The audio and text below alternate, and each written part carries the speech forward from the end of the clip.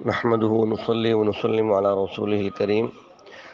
محترم سامعین، یہ مختلف دینی مسائل کا حل سلسلہ نمبر 37 ہے۔ ایک صاحب کی طرف سے سوال آیا ہے کہ پیغمبر دو عالم صلی اللہ علیہ وسلم کی انگلی مبارک کے اشارے سے چاند ٹوٹا تھا جب مشرکین مکہ نے سوال کیا تھا کہ چاند کو 2 ٹکڑے کر کے دکھائیے مینا کے میدان میں، یا وہ اللہ کے رسول صلی اللہ علیہ وسلم کی دعا سے ٹوٹا تھا؟ الجواب: انگلی کے اشارے سے چاند 2 ٹکڑے نہیں ہوا، یہ روایت درست نہیں ہے۔ علامہ ابو نعیم اصفہانی نے اپنی کتاب دلائل النبوہ جلد نمبر 1 صفحہ 95 پر حدیث نقل فرمائی ہے لمبی، اور اس حدیث کے اندر یہ الفاظ ہیں: فسأل رسول اللہ صلی اللہ علیہ وسلم اللہ عز وجل، کہ اللہ کے رسول صلی اللہ علیہ وسلم نے اللہ سے سوال کیا، ان یعطیہ ما سألوہ، کہ اللہ انہیں عطا کر دے وہ چیز جس کا وہ سوال کر رہے ہیں۔ تو دعا سے چاند 2 ٹکڑے ہوا ہے، انگلی کے اشارے والی بات کرنا اور اس کو نقل کرنا درست نہیں ہے۔ ایک صاحب نے سوال کیا ہے کہ غیر انبیاء، مثلا حضرت امام مہدی علیہ رضوان، حضرت حسین رضی اللہ تعالیٰ عنہ، حضرت علی، حضرت حسن رضی اللہ عنہ اجمعین وغیرہ کو علیہ السلام کہنا شرعاً درست ہے یا نہیں؟ الجواب: غیر انبیاء اکرام کو علیہ السلام کہنا شرعاً درست نہیں ہے۔ ان کے لیے صحابی ہو تو رضی اللہ عنہ، اور اگر ولی ہو تو رحمۃ اللہ علیہ کہا جائے، پیغمبر ہو، نبی ہو اور رسول ہو تو اس کے لیے علیہ السلام کہنا چاہیے۔ یہ اہل سنت والجماعت کا شعار ہے، اور یہ روافض کا شعار ہے، فرقہ امامیہ، شیعہ کا فرقہ امامیہ، جو دوسرا حضرت علی اور ائمہ حضرات جو حضرت حسن حسین کو علیہ السلام کہتے ہیں، تو ہمیں ان کے شعار سے بچنا چاہیے۔ اہل سنت والجماعت کے ہاں درست نہیں ہے ایسا۔ میں اس پر دارالعلوم دیوبند کا فتویٰ بھیج رہا ہوں، وہ بھی آپ کے کام آئے گا۔ ایک صاحب نے سوال کیا کہ حضرات انبیاء علیہ السلام اپنی قبروں میں بتعلق روح زندہ ہیں؟ الجواب: قرآن و سنت کی روشنی میں دلائل سے ثابت ہونے کے ساتھ ساتھ اس پر امت پوری کا اجماع بھی ہے کہ انبیاء علیہ السلام اپنی قبروں میں بتعلق روح زندہ ہیں۔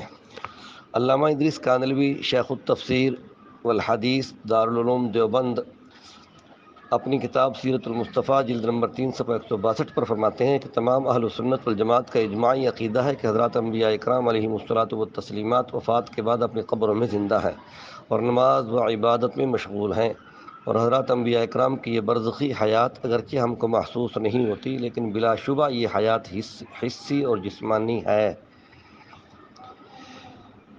یہی عقیدہ علامہ سخاوی نقل کرتے ہیں القول البدیع صفحہ نمبر 167 طبع بیروت میں کہ نحن نؤمن ونصدق بأنہ صلی اللہ علیہ وسلم حی یرزق فی قبرہ وأن جسدہ الشریف لا تأکلہ الارض والاجماع علی ھذا، کہ ہم اہل سنت والجماعت کا اس پر ایمان ہے اور ہم تصدیق کرتے ہیں کہ رحمت عالم صلی اللہ علیہ وسلم اپنی قبر مبارک میں زندہ ہیں اور آپ کو وہاں رزق بھی دیا جاتا ہے، اور آپ کے جسم اطہر کو زمین نہیں کھائے گی، اس پر پوری امت کا اجماع ہے۔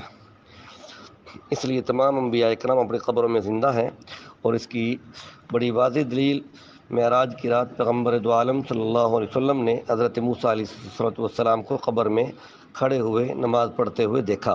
صحیح مسلم شریف جلد نمبر 2 باب فضائل موسیٰ میں یہ روایت موجود ہے: مررت علی قبر موسیٰ، میں موسیٰ کی قبر کے پاس سے گزرا تو وہو قائم یصلی فی قبرہ، وہ اپنی قبر میں کھڑے ہو کر نماز پڑھ رہے تھے۔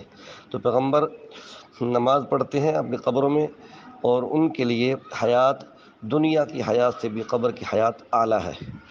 قرآن پاک کی آیت کریمہ بھی ہے: وَلَلْآخِرَةُ خَيْرٌ لَكَ مِنَ الْأُولَىٰ، ہر آنے والا لمحہ، بعد والا لمحہ پہلے لمحے سے آپ کے لیے بہتر ہوگا۔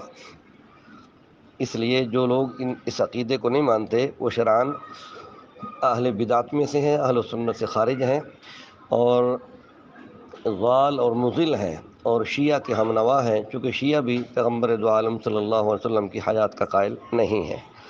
میں اس پر بھی تفصیلی فتویٰ بھیج دوں گا انشاءاللہ۔ ایک صاحب نے سوال کیا کہ بھینس کی قربانی درست ہے؟ الجواب: بھینس کی قربانی درست ہے، اس پر پوری امت کا اجماع ہے، اور اہل حدیث علماء کرام میں فتاوی ثنائیہ جلد نمبر 1 صفحہ 520 اور جلد نمبر 1 صفحہ 810 پر 2 جگہ میں مولانا ثناء اللہ امرتسری الحدیث عالم نے اس کو جائز لکھا ہے۔ اسی طریقے سے فتاوی ستاریہ جماعت غرباء اہل حدیث کے چوٹی کے عالم مفتی عبدالستار کراچی کے، انہوں نے جلد نمبر 3 صفحہ 2 پر لکھا ہے کہ بھینس کی قربانی گائے کی طرح درست ہے۔ اسی طریقے سے فتاوی علماء حدیث اس کے اندر جلد نمبر 13 اس کے اندر بھی اس کی قربانی کو انہوں نے جائز لکھا، بھینس کی قربانی کو، اور ساتھ حدیث بھی نقل فرمائی کہ حضرت علی رضی اللہ تعالیٰ عنہ کا فتویٰ ہے الجاموس یجزئ عن 7 فی الاضحیہ۔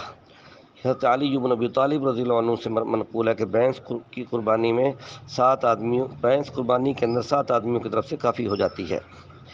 یہ مسند فردوس دیلمی جلد 2 صفحہ 202 اور صفحہ 472 پر یہ الفاظ منقول ہیں۔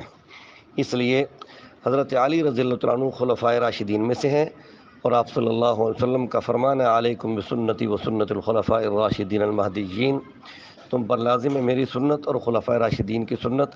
تو حضرت علی کے فتوے کو اہل سنت والجماعت معتبر سمجھتے ہیں، تو بھینس کی قربانی بلا کراہت درست ہے، بلکہ بعض حضرات نے بھینس کی قربانی کو افضل قرار دیا ہے، شوافی اور حنابلہ کے علماء نے بھی، کہ اس کا گوشت گائے سے بھی اعلیٰ ہے اور افضل ہے، اس لیے شوق سے کریں۔ پورے ہندوستان کے اندر بھینس کی قربانی زیادہ ہے، افریقہ میں بھینس کی قربانی زیادہ ہے، یمن کے اندر بھینس کی قربانی زیادہ ہے، مصر کے اندر قربانی بھینس کی زیادہ ہے، اور پاکستان کے اندر بھینس کی قربانی الحمدللہ کافی زیادہ ہو رہی ہے۔ اس لیے جو لوگ منکر ہیں ان کا مسلک درست نہیں ہے۔ السلام علیکم ورحمۃ اللہ۔